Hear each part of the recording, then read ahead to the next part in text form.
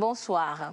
Le secteur maritime pèse lourd dans la balance commerciale de tous les pays, dont le Togo.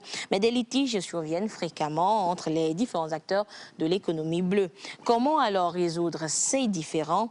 Le Centre international d'arbitrage et de médiation, SIAM, y répond justement et il a ses portes officiellement ouvertes depuis hier à Lomé. Quels sont alors les moyens d'action du SIAM? Eh bien, cette émission donne la parole justement à plusieurs acteurs pour nous y répondre. Et ces acteurs sur ce plateau spécial, donc, ce sont Dr Théo Bito, il est docteur en droit donc, et secrétaire général du SIAM, le Centre international d'arbitrage et de médiation. Docteur Bito, bonsoir. Bonsoir. Nous avons également le président de l'Association française d'arbitrage, en la personne de Dr Marc Henry. Docteur Henry, bonsoir. Bonsoir. Et nous avons également Dr Achille Ngwanza, qui est membre de la Cour internationale d'arbitrage de la Chambre de commerce internationale. Dr Ngwanza, bonsoir. Bonsoir, madame.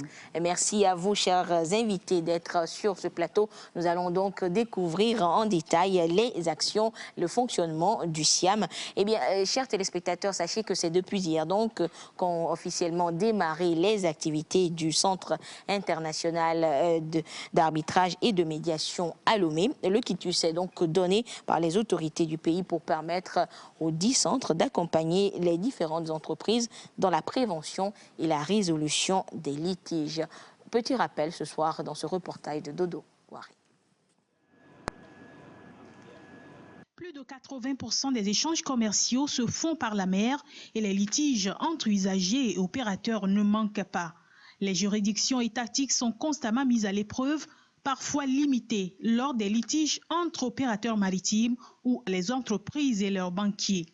L'arbitrage maritime, une alternative qui s'offre aujourd'hui aux opérateurs.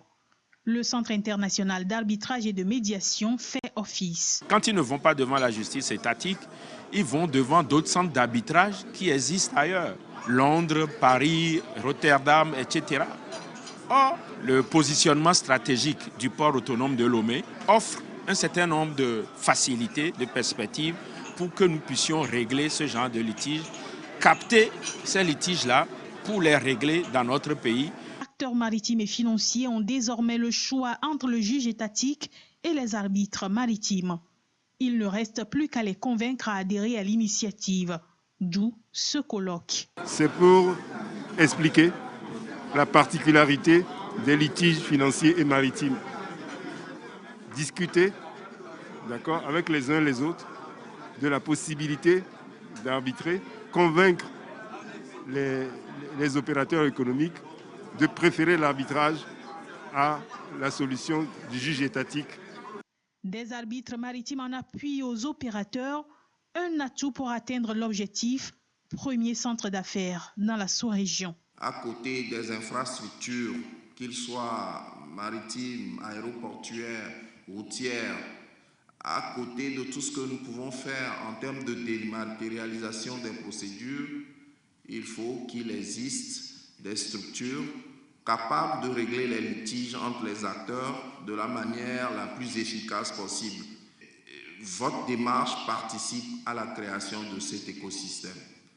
Donc je crois que vous avez tout le soutien du gouvernement pour faire de ce centre un succès dans notre pays et faire de notre pays une référence en matière de règlement des litiges.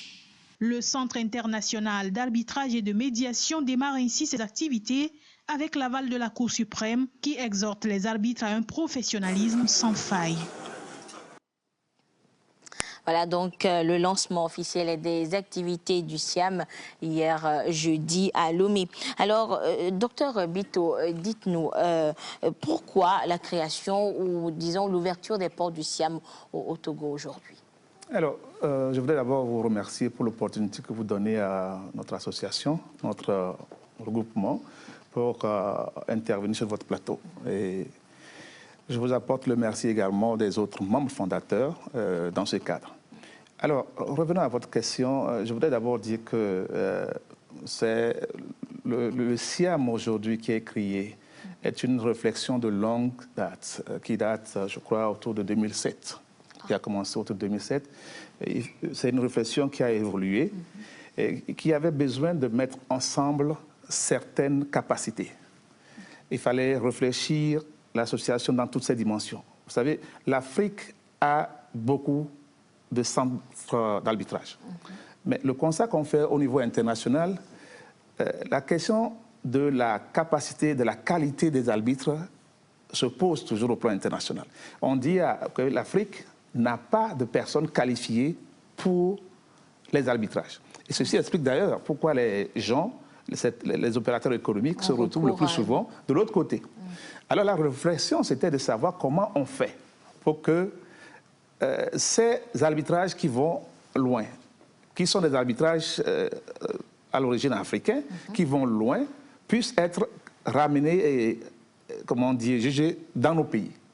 Alors il fallait pour cela regrouper certains experts reconnus. Vous savez, par exemple, vous parlez du docteur Achille, vous parlez de Akanri, et tout ce panel-là qui est arrivé pour ce colloque, c'est des experts qui ont des tâches internationales, qui ont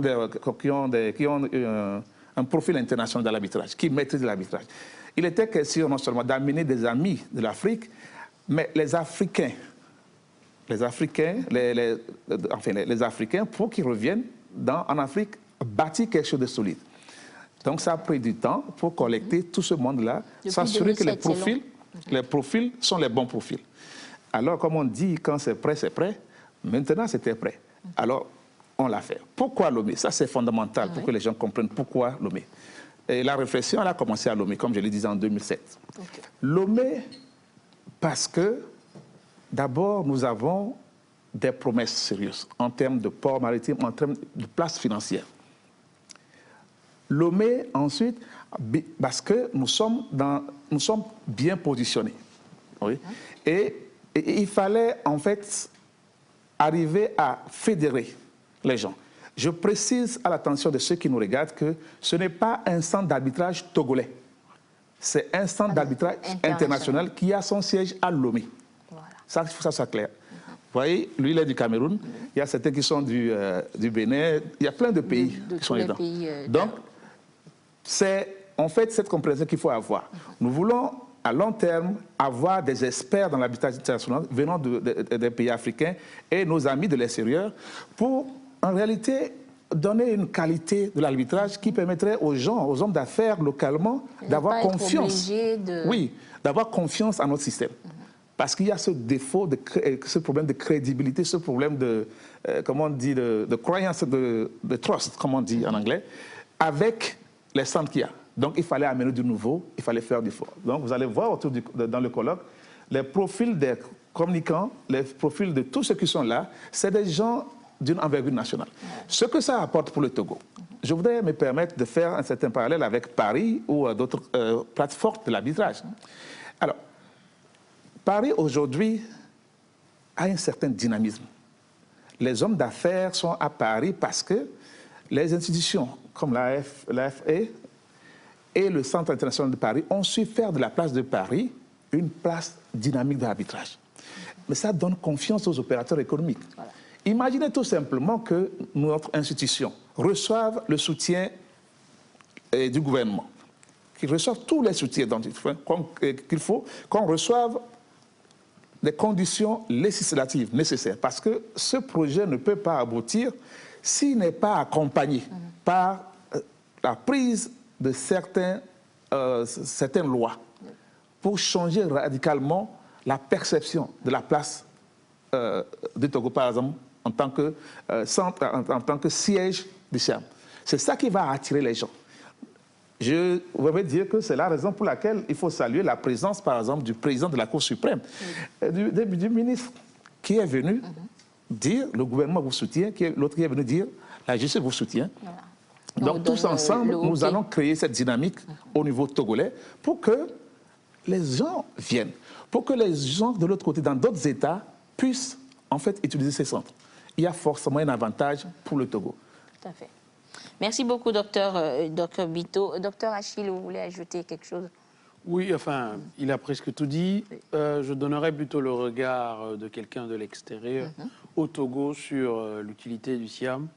C'est dire que quand on parcourt le golfe de Guinée, on voit bien qu'il y a quand même un potentiel d'affaires important au regard du volume du contentieux et que Lomé, en tant que place de développement des activités maritimes, répond par le volume, l'accroissement du volume des activités et la capacité à traire des actions. Donc, créer un centre d'arbitrage dont le siège est à Lomé permet aux opérateurs qui y sont, lorsqu'ils ne sont plus dans la perspective d'aller ailleurs, de pouvoir régler avec une expertise équivalente à celle qu'on trouve ailleurs, mais localement. Donc, de ce point de vue, dans une dynamique plus générale où il s'agit de dire que les Africains soient capables aujourd'hui de porter eux-mêmes les logiques et les dynamiques qui peuvent promouvoir le développement, je pense que le Siam s'inscrit totalement dans cette logique, à savoir que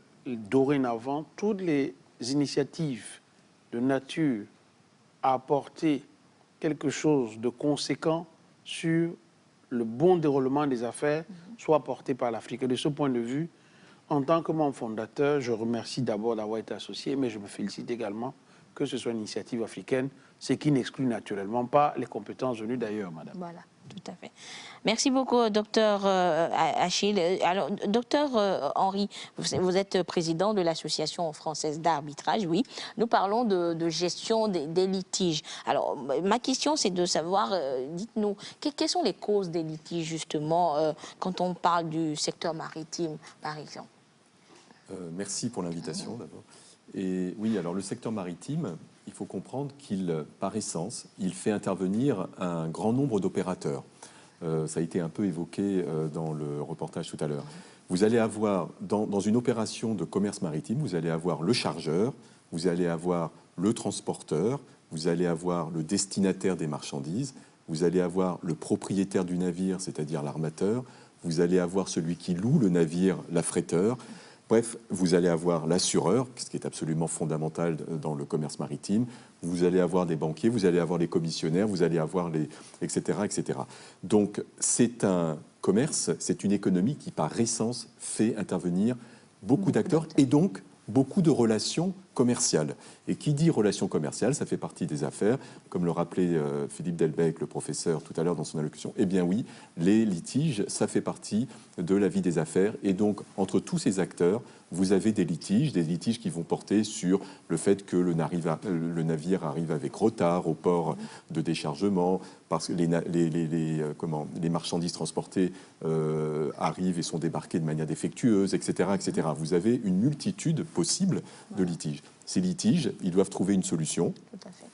Et voilà, c'est là où le Siam a toute vocation à intervenir. D'accord. Merci beaucoup, docteur Henri. Alors, docteur Achille, alors c'est vrai que ces litiges, comme vient de le dire docteur Henri, surviennent, peut-être à presque toutes les étapes du processus. Alors, dites-nous maintenant, lorsque les litiges surviennent, comment sont-ils résolus alors? En réalité, et c'est là l'une des singularités du secteur maritime, dans le prolongement de ce que vient d'expliquer ici brillamment Marc-Henri, le secteur maritime est un secteur à plusieurs acteurs. Et cette pluralité d'acteurs va donner une couleur particulière à la résolution des litiges. Bien évidemment, on va être dans la conception classique, à savoir, il y a d'abord les modes amiables. On va tenter soit une négociation, soit une médiation avec un tiers, ou maintenant les modes juridictionnels, la justice étatique, l'arbitrage, et lorsque ces litiges concernent, là on va un peu excéder le Siam, plutôt des litiges qui ont une influence dans les relations interétatiques, on peut aller devant le tribunal de droit de la mer. Sur la résolution, vraiment la spécificité à mettre en relief, c'est qu'il est difficile de trouver un litige maritime bipartite, au moins au sens du droit des affaires, pas des litiges étatiques. Tout simplement parce que pour un seul transport, il y a une multiplicité d'acteurs qui vont intervenir. Ça va avoir l'assureur, dit assureur faculté. Et parfois, lorsque vous avez une marchandise qui arrive avariée au port de Lomé, alors que le destinataire veut engager la responsabilité du chargeur, Le chargeur, lui, cherche celle de l'armateur. Et parfois, la méthode de règlement des différends entre ces différents acteurs n'est pas les mêmes. Quelquefois, vous allez avoir entre le chargeur et l'armateur, on vous dit arbitrage à Londres. Entre le destinataire de la marchandise et le transporteur, on vous dit tribunal de commerce de Lomé. Donc, voilà l'environnement qui fait en sorte que, pour que ces litiges soient résolus de manière plus ou moins aisée, cela implique une certaine ingénierie dans la rédaction des conventions régissant le secteur maritime et une certaine habileté pour les arbitres ou alors les juges étatiques à saisir de ces litiges, à la capacité à manier cet environnement multicontractuel et multipartite. Voilà. Alors, docteur Bito, on a vu un peu, disons, comment se présente le paysage du secteur maritime. Alors, que vient faire alors concrètement le SIAM? On a vu la résolution de ces différents litiges et tout. Le SIAM, lui, est-ce qu'il vient peut-être apporter une touche particulière, on va dire? Oui, merci pour la question. Vous savez, comme je l'avais relevé au tout début, la question s'est toujours posée en termes de qualification des arbitres. Et en arbitrage, il y a des spécialités également. Vous savez, il y a des gens qui ont suffisamment travaillé, par exemple, sur le domaine maritime pour être considérés comme des spécialistes en droit maritime, qui peuvent, par exemple, trancher sur des questions portant sur des litiges de cette nature.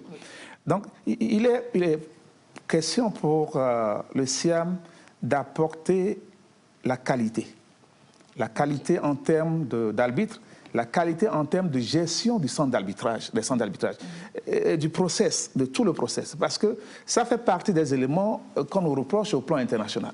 Vous savez, par exemple, ça fait mal lorsque vous êtes, je me rappelle la semaine passée à Paris, j'étais en train de faire une intervention dans un centre à New York, où on me posait des questions sur l'état de l'arbitrage en Afrique, au Togo, en Afrique de l'Ouest et en général. J'étais dans une situation où je ne faisais que relever les insuffisances et j'avais l'obligation de leur dire, ne croyez pas que tout est mauvais, il y a également de la qualité. Voyez-vous? Donc, cette mentalité est celle que les gens gardent de nous à l'extérieur. Votre arbitrage n'est pas de qualité, vous n'avez pas de bons arbitres. Alors, la réaction intelligente, c'est de créer les conditions pour avoir les meilleurs arbitres qu'il faut pour que le litige, quand il naît localement, on puisse s'en saisir et le trancher. Donc concrètement, alors revenons à votre question, le SIAM apporte une réponse à cette situation. Comme je l'ai dit, en ramenant les grands experts internationaux.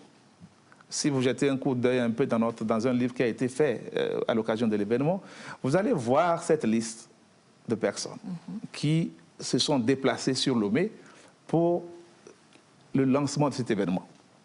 Voyez-vous? Donc, concrètement, ce que le SIAM vient faire, c'est de s'assurer que nous avons, au plan africain, des profils dynamiques, compétents, à même de gérer la question arbitrale.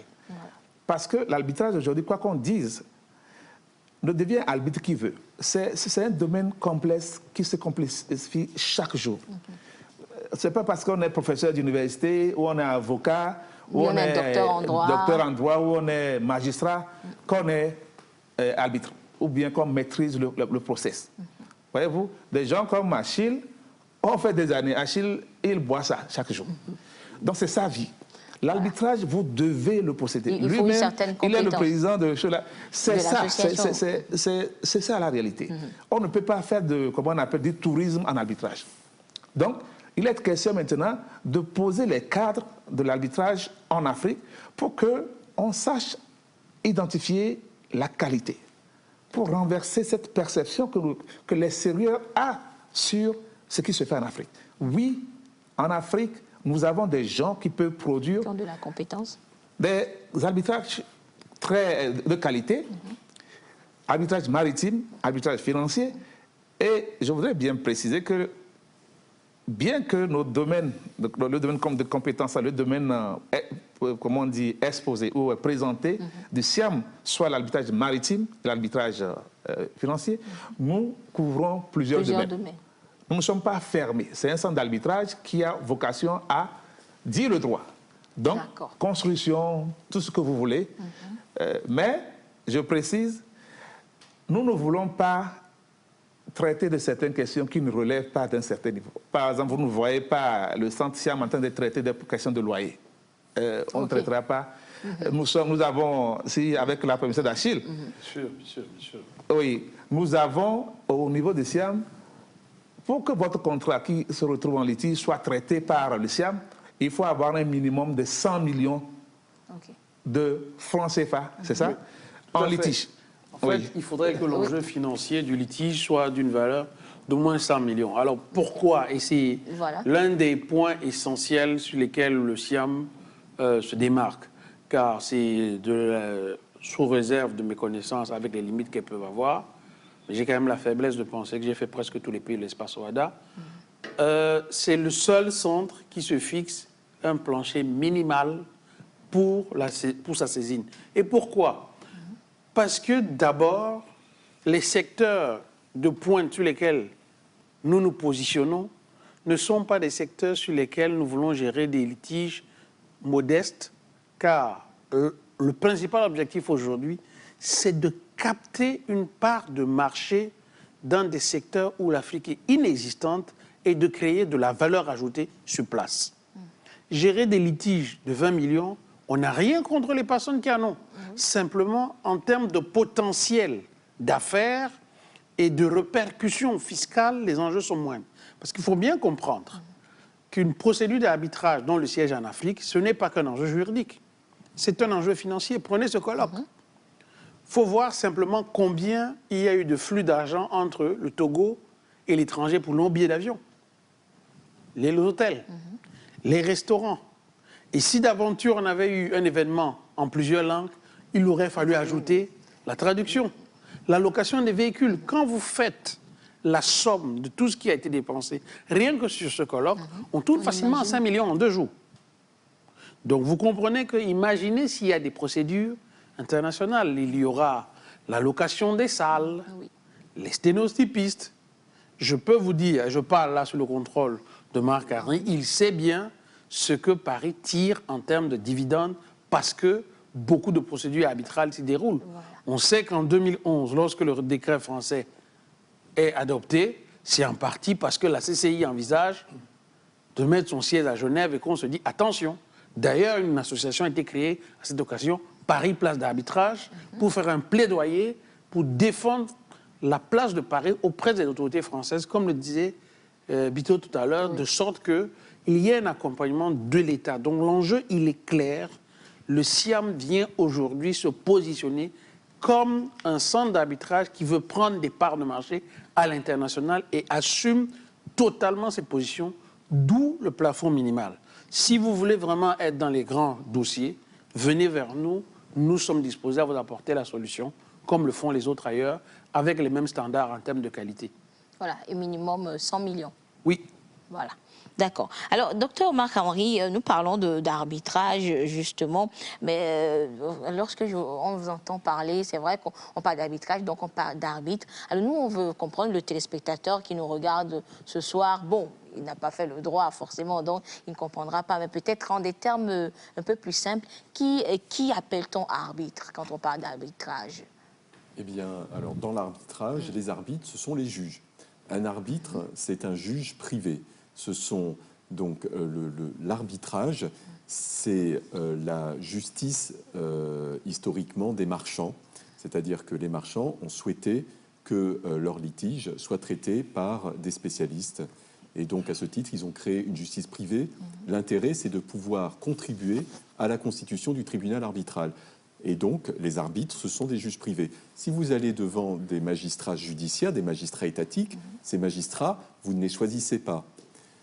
Ça ne signifie pas que ces magistrats ne sont pas très bons, excellents, etc. Mais, quelque part, les partis n'ont pas contribué à la constitution des personnes qui vont les juger. Eh bien, l'arbitrage, c'est précisément l'une des raisons fondamentales du recours à l'arbitrage, c'est de pouvoir contribuer à la constitution du tribunal qui va vous juger.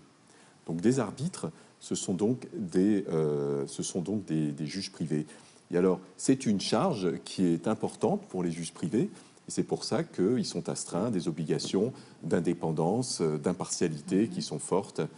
Et c'est une preuve de confiance considérable qui est faite par les parties envers des personnes qu'elles ne connaissent pas nécessairement. Oui. Donc, la charge d'arbitre, c'est une charge importante et qui expose à des responsabilités. D'accord. Oui, docteur Bito. En fait, pour aller dans son sens, il y a aussi cet aspect qu'il faut ajouter, le fait que vous avez la chance en tant que partie d'explorer quelqu'un qui a la qualification dans le domaine concerné. Voyez-vous, par exemple, le domaine maritime. Vous avez la chance de choisir quelqu'un qui a de l'expertise dans le domaine. Par contre, ce n'est pas tout le temps qu'on a la chance de trouver un juge d'État qui a ce profil. Voyez-vous? Donc, c'est un avantage concurrentiel intéressant, important pour l'arbitrage. Tout à fait. Merci beaucoup, docteur Bito. Alors, docteur Marc-Henri, je reviens vers vous. Tout à l'heure, docteur Achille a évoqué justement, disons, ce que gagne peut-être un pays lorsqu'on se retrouve enfin, sur ce territoire justement pour des procédures d'arbitrage. Vous êtes à Paris justement. Alors, selon vous, le docteur Bito peut-être l'a évoqué tout à l'heure, mais vous pourrez nous peut-être faire une petite comparaison et nous dire par rapport à Paris aujourd'hui, que gagnerait le Togo en abritant un centre d'arbitrage comme le SIAM? Eh bien d'abord, je dois louer l'initiative de ces acteurs pour la création de ce centre d'arbitrage, comme l'a très bien rappelé tout à l'heure. J'ai compris que ce n'était pas un centre d'arbitrage togolais, mais un centre panafricain qui se situe au Togo. Et je trouve que cette initiative, ce positionnement, il est excellent. Alors maintenant, j'en reviens à votre question. Moi, dans le speech introductif que j'ai pu faire dans la conférence, j'ai fait un parallèle entre la réappropriation culturelle par les États africains de leur patrimoine culturel et j'en fais une transposition dans le domaine économique et dans le domaine de la justice. Parce qu'aujourd'hui, il faut savoir, ce que vous ignorez peut-être et ce qu'ignorent peut-être les téléspectateurs, c'est que l'arbitrage aujourd'hui, beaucoup des litiges arbitraux sont des litiges africains à la base. C'est-à-dire, et donc, effectivement, beaucoup des arbitrages qui sont situés à Paris notamment, mais à Genève, à New York, etc., sont des arbitrages qui concernent l'Afrique. Et donc, effectivement, le vivier arbitral, il est pour une bonne part, pas évidemment exclusivement, mais pour une bonne part, un vivier africain. Et je considère que les pays africains, ils doivent se réapproprier ce vivier arbitral. Et donc, la meilleure manière de le faire, c'est de créer des centres d'arbitrage nationaux, locaux, qui commencent à se développer, qui existent déjà dans certains pays africains, qui existent au Togo. Et donc ça, je trouve ça absolument fondamental. Mais également cette idée de centre d'arbitrage panafricain avec des spécialités, même si j'ai bien compris que le SIAM n'a pas exclusivement vocation à faire de l'arbitrage maritime ou de l'arbitrage financier, mais une spécialité et donc une raison supplémentaire d'aller à Lomé pour voir traiter les arbitrages. Donc en tant que centre d'arbitrage parisien, moi je ne peux que louer cette initiative et je me réjouis de contribuer par ma présence au développement, j'espère, et à la coopération qui pourra peut-être se nouer entre le SIAM et le centre d'arbitrage que je préside. Tout à fait. Si je peux oui, docteur Achille. Également sur la question. Madame, vous savez, dans la diplomatie américaine, ils ont développé ce qu'ils appellent le soft power. Ça participe, c'est-à-dire le rayonnement d'un État. Voyez-vous, le rayonnement international de Paris, comme Marc-Henri le disait, parmi, entre autres éléments, il y a la CCI à Paris. Oui. Donc, il ne faut pas simplement envisager le rayonnement du Togo ou même de la sous-région, donc du golfe de Guinée, sous l'angle des actifs physiques et également les actifs incorporels et parmi lesquels l'image. Si aujourd'hui, comme Marc-Henri l'expliquait, le potentiel d'affaires, il faut préciser parce que la plupart des affaires africaines sont de grosses affaires parce que majoritairement dans ces affaires, en termes d'enjeux financiers, c'est des contrats souvent signés par l'État dans la majorité. Et la plupart de ces litiges sont sur des montants importants. Le Togo en a eu un au Sirdi dans le secteur de l'électricité. C'est dire que avoir un centre d'arbitrage dans la sous-région contribue non seulement à améliorer l'image de la sous-région si le centre d'arbitrage marche bien, mais ça participe donc de l'amélioration de manière plus large du climat des affaires. Oui. Et là, on touche très clairement aux intérêts d'un État. La notation que vous avez, ne serait-ce que de doing business, ne parlons même pas des agences comme Moody's et autres, contribue considérablement à votre capacité à emprunter, à votre capacité à stimuler l'arrivée des investissements internationaux. Or, on sait qu'aucun État au monde ne peut faire l'économie d'investissement international. Et donc, de ce point de vue, le SIAM, au contraire, participe d'une entreprise citoyenne panafricaine de réappropriation d'un secteur dans lequel les retombées économiques doivent rester en Afrique. Parce qu'il faut dire que quand on fait un litige à l'étranger, il faut payer, c'est des transferts de capitaux, c'est des devises. Merci beaucoup. Oui, docteur. Je pense que je voudrais ajouter cette idée. Vous savez, lorsque vous transférez l'argent en paiement pour les frais d'arbitrage à Paris, par exemple, l'État français taxe ça. Vous savez qu'il y a des taxes. Bien sûr. L'État français perçoit. Vous envoyez, des fois, l'arbitrage, c'est des coûts colossaux. C'est de grands montants. Imaginez si le Togo envoie, je ne sais pas, je dis n'importe quoi, 100 millions. La taxe, je ne me rappelle pas c'est quoi la taxe, mais l'État français taxe ce montant. Imaginez le Togo qui a la chance d'avoir le siège. Nous avons eu la chance d'avoir la confiance des autres membres fondateurs pour avoir le siège à Lomé.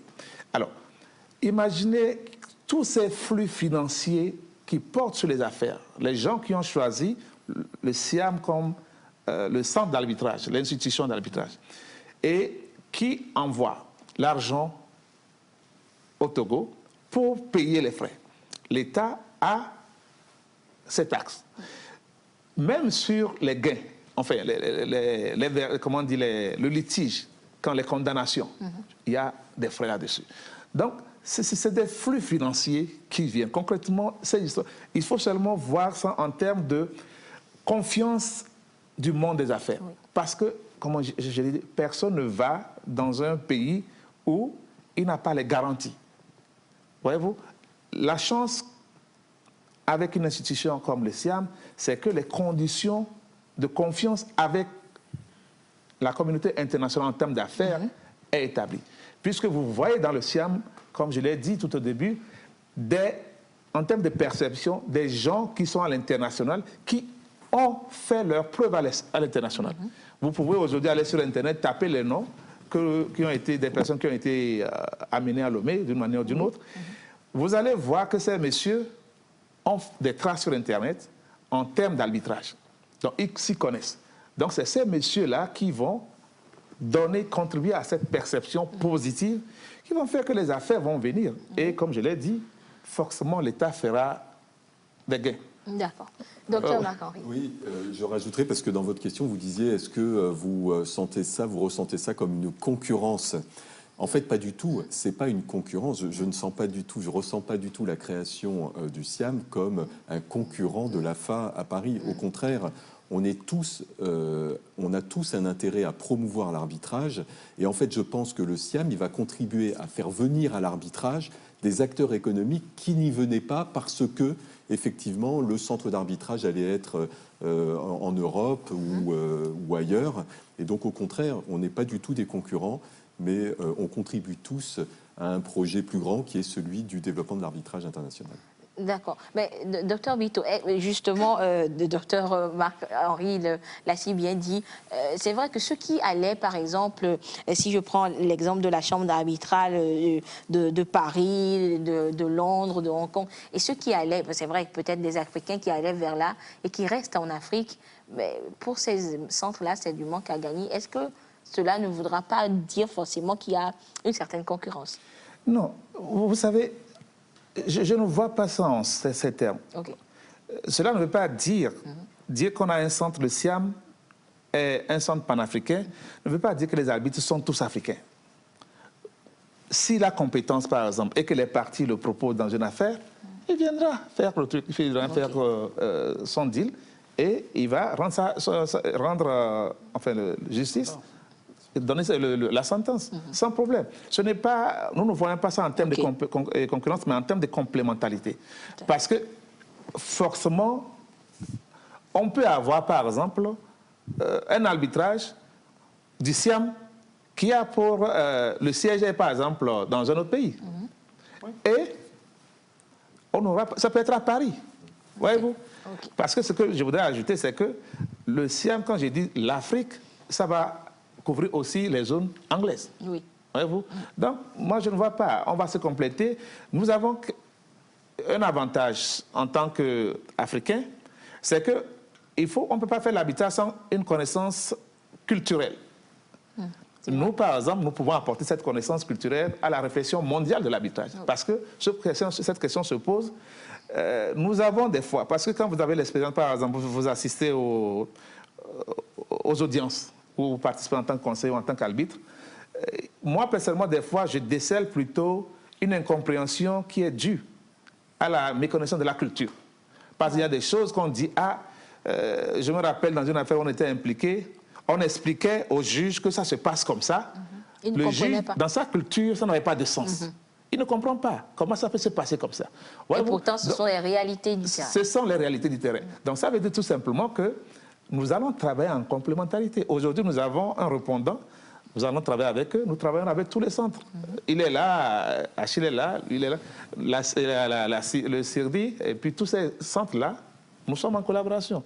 L'objectif, c'est rendre la justice. Ce n'est pas entrer en concurrence. Ce n'est pas la concurrence, mais plutôt la complémentarité. Oui, docteur Achille. À supposer même que vous disiez concurrence. Mais si le SIAM prend des parts, c'est un gage de qualité. Vous ne pouvez pas prendre des parts de marché à des institutions solidement établies depuis des décennies si vous n'avez pas une valeur ajoutée.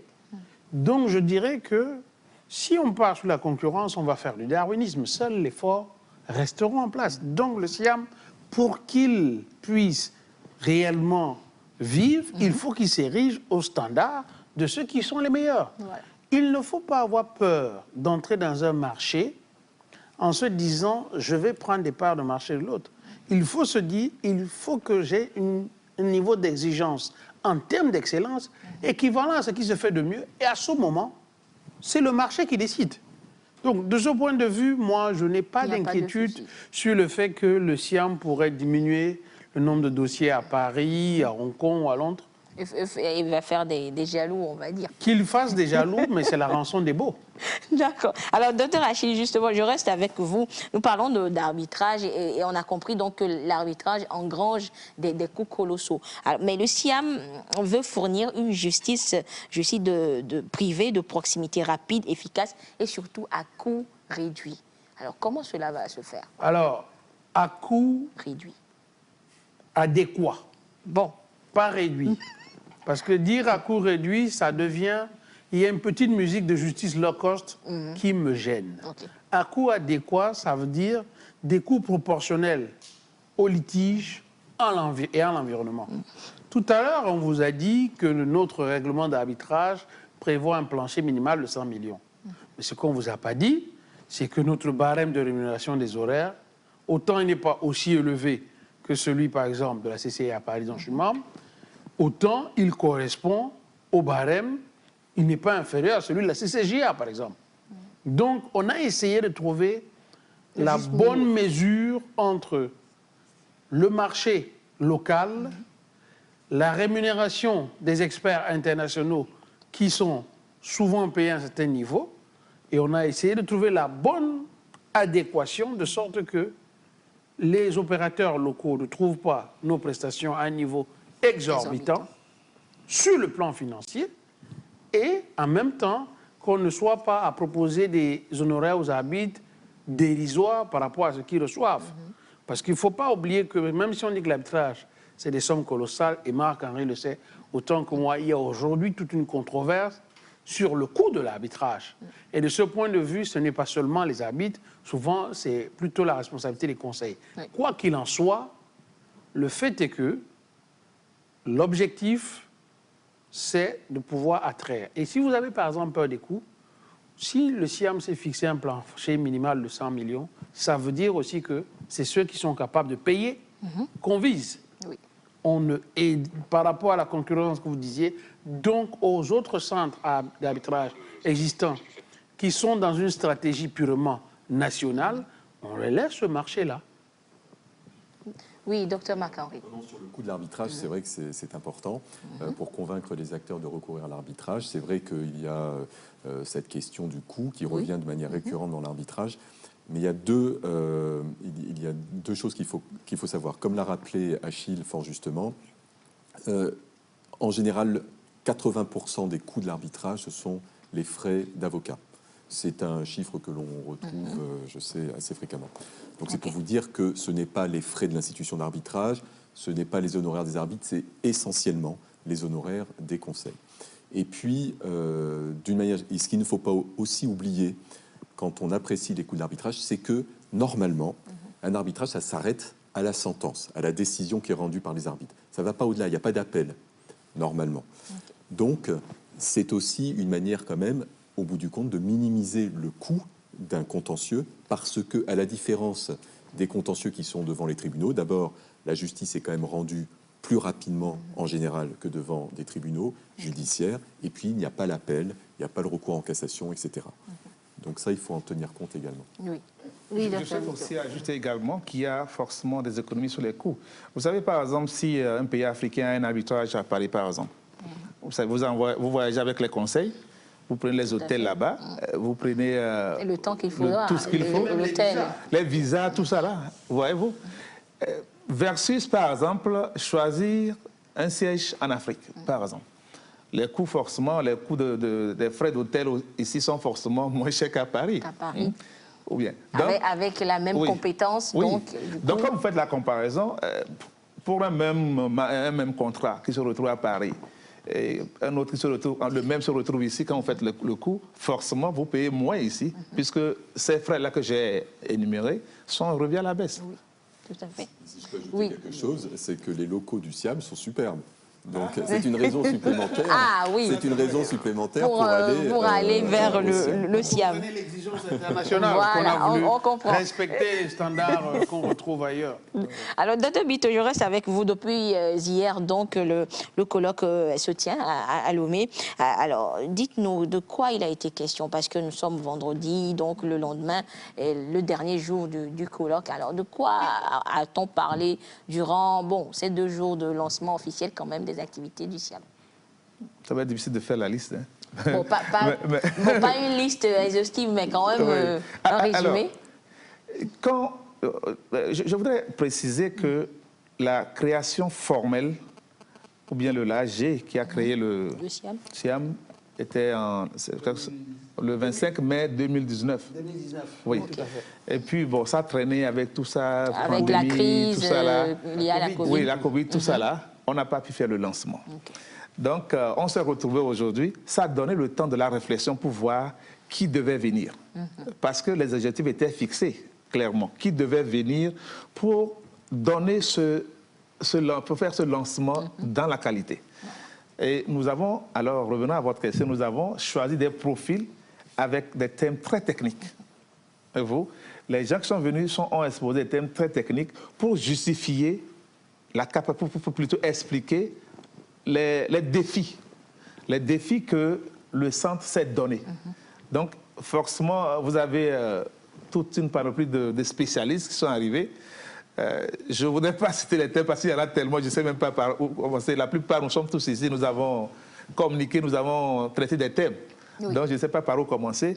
Mais toujours est-il que ces spécialistes sont venus et nous avons plusieurs. Je ne sais pas, peut-être que tu as le chiffre dans combien, vingtaine, trentaine, je ne sais pas. Je n'ai pas le chiffre, mais si je peux compléter ta réponse, je dirais synthétiquement que, comme l'intitulé du colloque l'indiquait, c'était l'arbitrage maritime et financier. Et quels étaient les objectifs? D'abord, planter le décor de manière générale, d'où la table ronde sur le cadre juridique, évoquer les spécificités, et puis parler de la clé d'entrée dans une procédure d'arbitrage, la convention d'arbitrage. Marc Harry comme moi avons été dans cette table ronde. Ensuite, maintenant, de l'instance, Et enfin, qu'est-ce qui constitue ce que les parties attendent? La décision, la sentence, quel est son régime juridique. Donc, l'articulation qui a été choisie était de partir, comme on l'enseigne dans les facultés de droit, l'entonnoir, le cadre juridique, la convention, l'instance, la sentence. Bien évidemment, on n'a pas donné la quintessence de tout le droit maritime ou financier. On a fait une mise en bouche dont l'objectif est de susciter l'appétit. Voilà. Je peux ajouter quelque chose sans faire de mauvais jeu de mots. Ce n'étaient pas des sujets bateaux, c'était des sujets techniques. Et je dois dire que le colloque était très intéressant. Voilà, justement, docteur Marc-Henri, je voulais vous demander, vous avez participé au colloque et déjà, quelles sont vos impressions? Écoutez, moi, pour réagir à ce qui a déjà été dit, mes impressions, c'est que je suis convaincu de la qualité de beaucoup de mes confrères africains en matière d'arbitrage. Et une certitude, c'est vous savez, dans l'arbitrage, on parle, et à juste titre, beaucoup de diversité. On a parlé de la diversité hommes-femmes. Il y a des progrès assez considérables qui ont été faits, pas suffisamment encore, mais quand même. Et il y a une autre diversité qui est tout à fait importante et sur laquelle, je pense, on va se concentrer dans les années futures, c'est la diversité, justement, du profil des arbitres, de manière à ce que les arbitres ne soient pas essentiellement occidentaux, mais représentent ce que j'appelle les pays sources d'arbitrage, c'est ce que je disais tout à l'heure, le vivier arbitral, et donc des arbitres africains, parce qu'il y a, manifestement, c'est encore la meilleure démonstration pendant ce colloque, il y a d'excellents professionnels africains de l'arbitrage. D'accord. Docteur Achille, alors on a, disons, assisté au lancement officiel des activités du SIAM. Alors, quels sont les projets après, disons, ce colloque? Alors, chère madame, le SIAM va fonctionner comme une entreprise commerciale de ce point de vue. Lorsque vous mettez un produit sur le marché, la seconde étape, c'est le marketing du produit.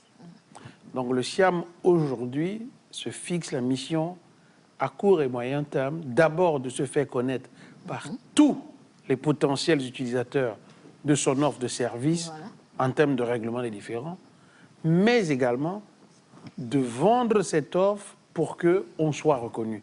Donc, à court et moyen terme, on va adresser non seulement des correspondances, organiser des activités ciblées, d'autres plus grand public, petit public, dans la perspective, premièrement, de faire connaître le SIAM comme institution de référence.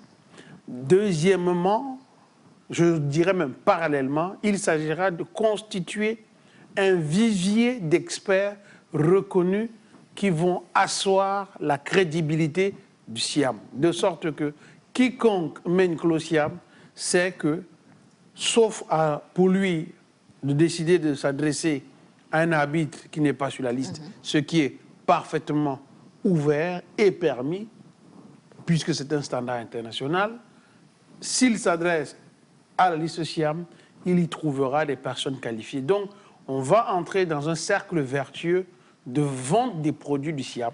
Nous vendons nos services, nous vendons les acteurs de nos services et nous maintenons vive dans l'esprit de tous ceux qui sont potentiels utilisateurs de l'arbitrage SIAM son existence, de sorte que, aussitôt que le litige naisse, le réflexe de saisir le SIAM devient comme appeler le médecin quand on est malade. Voilà. Alors, docteur Mito. Il y a également cet aspect qui, à mon sens, semble fondamental. Le lobbying, pour discuter avec l'état dans lequel le centre se trouve, pour voir dans quelle mesure les conditions d'un arbitrage international peuvent être créées. Parce que c'est bien beau de créer un centre, mais si les lois qui doivent supporter ce centre et le faire rayonner au plan international ne sont pas là, ça va être juste un projet qui va patiner.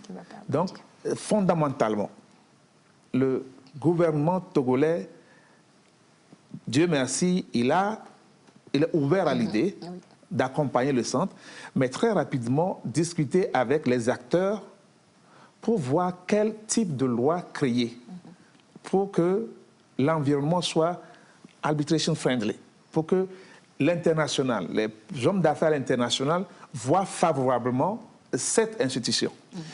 Deuxième point, toujours dans le sens de Achille, il est question de porter la réflexion de l'arbitrage dans nos universités en Afrique. Voilà. Il faudrait que nous soyons dans les universités, ouvrir des masters sur l'arbitrage. Donc il y aura un partenariat entre le centre et les universités. Oui. Et ce lobby dont je parle également doit s'étendre aux autres pays africains pour que cette transformation soit globale. Parce qu'aujourd'hui, l'arbitrage, comme je le disais au début, c'est un domaine qui est complexe. Et lorsqu'on ne s'y prend pas par prudence, on se voit dans une position, les gens disent « Ah, cette sentence n'a pas été rendue en ma faveur ». Il y a beaucoup de choses qui sont dues à l'incompréhension de ce que c'est que l'arbitrage. Les gens doivent comprendre. Je ne peux pas, par exemple, aujourd'hui, Marc, rendre une sentence qui est défavorable à ma personne et je vais m'attaquer à lui pour dire que... Voilà, je ne suis pas d'accord et tout ça. Non, ça n'a rien de personnel. C'est un juge privé qui a rendu une justice. Je crois que ça, c'est des choses aussi à expliquer aux gens. Pour que les gens comprennent. Les gens ont tout vu en termes de juge étatique. Maintenant, il faut leur dire, écoutez, le juge étatique, il fait son travail, mais à côté de lui, il y a aussi le juge privé qui fait son travail. Et des fois, ils viennent ensemble, ils se complètent, parce que dans l'arbitrage, il arrive des fois où on a besoin du juge de l'État pour rectifier ou compléter ou nous aider. Donc, ce n'est pas aussi une concurrence entre le juge étatique et l'arbitre. Donc, c'est, comme le disaient mes deux amis, c'est en fait maintenant que le travail difficile commence. Je peux ajouter quelque chose? Oui, docteur. Dans le rayonnement d'une place d'arbitrage, j'en parle pour Paris, elle tient aussi, justement, ce que vous disiez, ce que tu disais, c'est à la coopération entre l'arbitrage et les magistrats. Et le fait que les magistrats locaux soutiennent l'arbitrage. Il ne faut pas que ce soit perçu pas comme une concurrence. On parlait tout à l'heure de la concurrence des centres d'arbitrage. C'est la même chose, et c'est pas comme ça que ça va. Effectivement, entre la justice étatique et la justice arbitrale, ce n'est pas une concurrence, c'est une complémentarité, et ça, les magistrats locaux doivent le comprendre. C'est absolument fondamental. Tout à fait. Et docteur Bito, oui. Il y a, par exemple, en comparaison à Paris, vous savez, c'est la Cour d'appel de Paris qui gère les affaires. Donc, c'est une forme de tribunal spécial qui expédie les affaires. Ça ne traîne pas. Il faut qu'il y ait, comment on dit, les conditions maximales d'efficacité. Parce que qu'est-ce que l'homme d'affaires cherche? On rend la justice, il a clairement les étapes, la prévisibilité. C'est ça? C'est le terme. Oui. Donc, c'est important que cet arsenal juridique soit en place. Et connu de... Et connu, oui. Parce que, évidemment, comme j'ai dit, c'est win-win. Forcément, si le Togo arrive à capter ces arbitrages qui viennent de partout, l'État forcément gagnera beaucoup en termes concrets d'argent, mais en termes concrets de réputation et d'image. Oui, tout à fait. Et, docteur Achille, très rapidement, parce que nous sommes pratiquement arrivés à la fin de cette émission, vous avez parlé justement des potentiels utilisateurs des offres du SIAM. Et qui sont-ils déjà? On peut le connaître. Je vous dirais qu'à la TVT, je comptais terminer par là, est un potentiel utilisateur. Vous importez bien le matériel grâce auquel nous avons fait cette émission, et il vient par le port de Lomé. À supposer que vous receviez des caméras brisées. Qui tranchera ce litige? Vous comprenez qu'en fait, les potentiels utilisateurs, c'est tous les acteurs de la sphère économique pour lesquels le SIAM s'est décidé. Étant donné que nous avons lancé le colloque sur le maritime et financier, nous allons commencer par ces cibles, ce qui n'a aucun caractère exclusif. Ça veut dire d'abord que toute la communauté des activités maritimes, du golfe de Guinée, je dis bien, puis progressivement de l'Afrique, sera sensibilisé. Dans les prochaines semaines, nous allons déterminer qui, dans chacun des espaces, devra faire les rencontres avec les personnes du secteur pour faire le lobbying, comme disait Bito. On fera le même avec le secteur financier.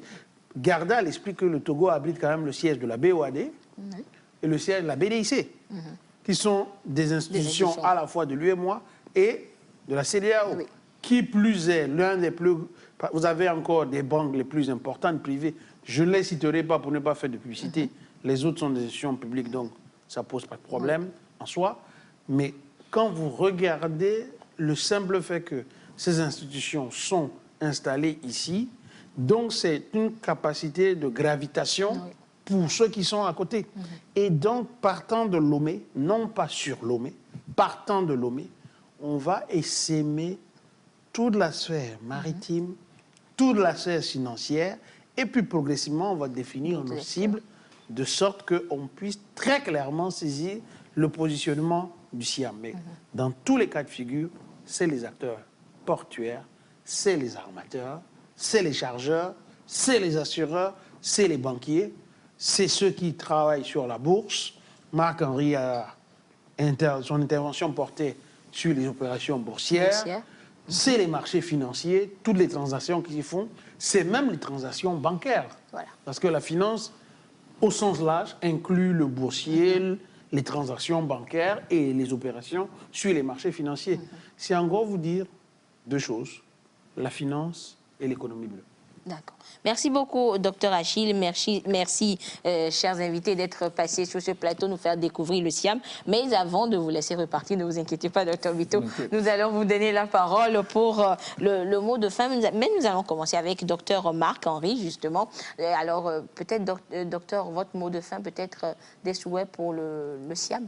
Écoutez, les souhaits pour le SIAM, il se trouve que je leur souhaite de fêter les 65 ans de l'AFA, comme nous on les a souhaités cette année. Voilà, c'est le meilleur que je puisse souhaiter au SIAM dans 65 ans. Merci beaucoup, docteur Marc-Henri. Je rappelle donc que vous êtes le président de l'Association française d'arbitrage. Alors, docteur Achille, un mot de fin? Alors, mot de fin, étant du SIAM, je ne sais pas. Le mot de fin, c'est que je nous souhaite le meilleur. Mais surtout, je nous souhaite d'avoir comme hygiène de vie l'exigence professionnelle pour se hisser aux standards internationaux. Et quand je vois la qualité de mes collègues membres du SIAM, je pense que nous avons les moyens de le faire à une seule condition, que nous soyons déterminés et comprenions que c'est une mission qui dépasse nos personnes parce qu'il y a un enjeu de respectabilité de l'Afrique derrière. Merci beaucoup, docteur Achille Ngwanza. Je rappelle donc que vous êtes membre de la Cour internationale d'arbitrage de la Chambre de commerce internationale. Docteur Bito, nous terminons avec vous. Alors, mon mot de fin sera un mot qui porte sur ce message clair. Quand vous faites vos contrats qui ont un montant de 100 millions, au moins, mettez la clause arbitrage SIAM. Ou de médiation. Pardon?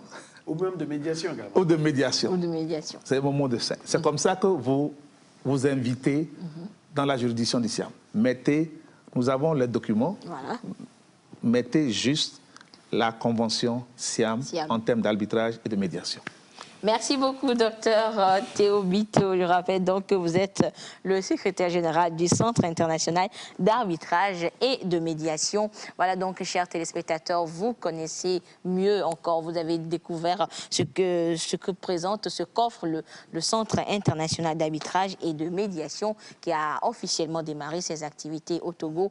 Vous savez donc ce qu'il vous reste à faire, surtout vous, potentiels utilisateurs des offres de ce centre. Merci donc à vous, téléspectateurs, de nous avoir suivis. L'autre rendez-vous est pris pour vendredi prochain pour un autre thème au cœur de la nation. Bonsoir.